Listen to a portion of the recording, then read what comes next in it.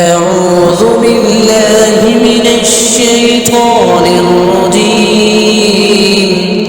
بسم الله الرحمن الرحيم. يا أيها النبي إذا طلقتم النساء فطلقوهن لعدتهن وأحصوا العدة واتقوا الله ربكم لا تخرجوهن من بيوتهن ولا يخرجن إلا أن يأتين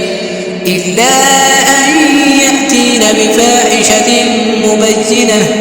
وتلك حدود الله ومن يتعد حدود الله فقد ظلم نفسه لا تدري لعل الله يحدث بعد ذلك أمرا فإذا بلغن أجلهن فأمسكوهن بمعروف أو فارقوهن بمعروف وأشهدوا ذوي عدل منكم وأقيموا الشهادة لله ذلكم يوعظ به من كان يؤمن بالله واليوم الآخر ومن يتق الله يجعل له مخرجا ويرزقه من حيث لا يحتسب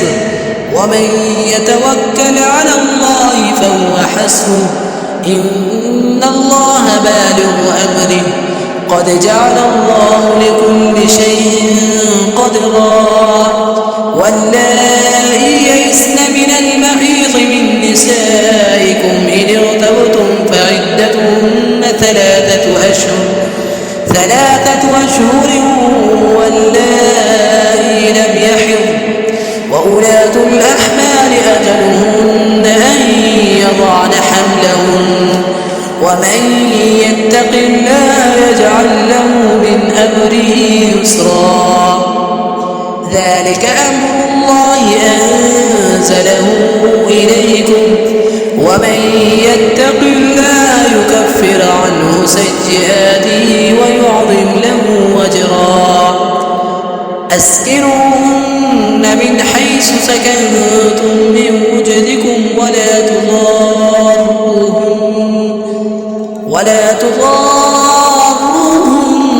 لتضيقوا عليهن وإن كن أولات حمل فأنفقوا عليهن حتى يضعن حملهن فإن أرضعن لكم فآتوهن أجورهن واعتبروا بينكم بمعروف وإن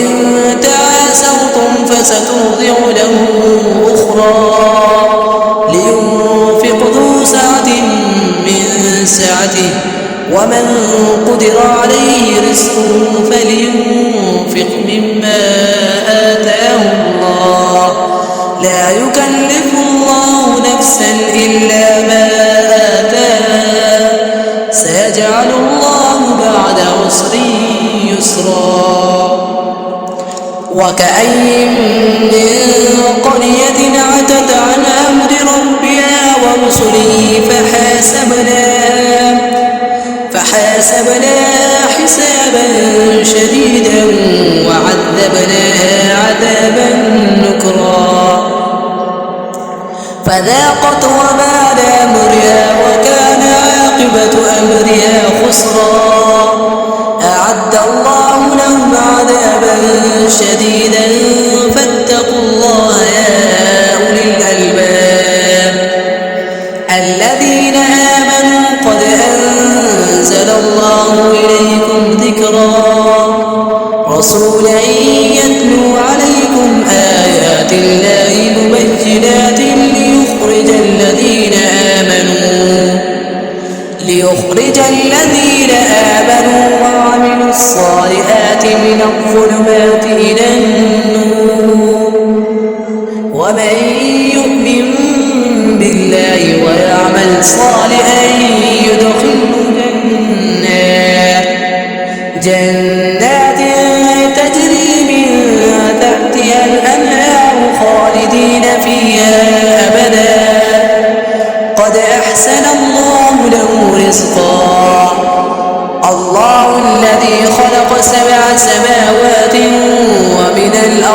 مثلهن يتنزل الأمر بينهن لتعلموا أن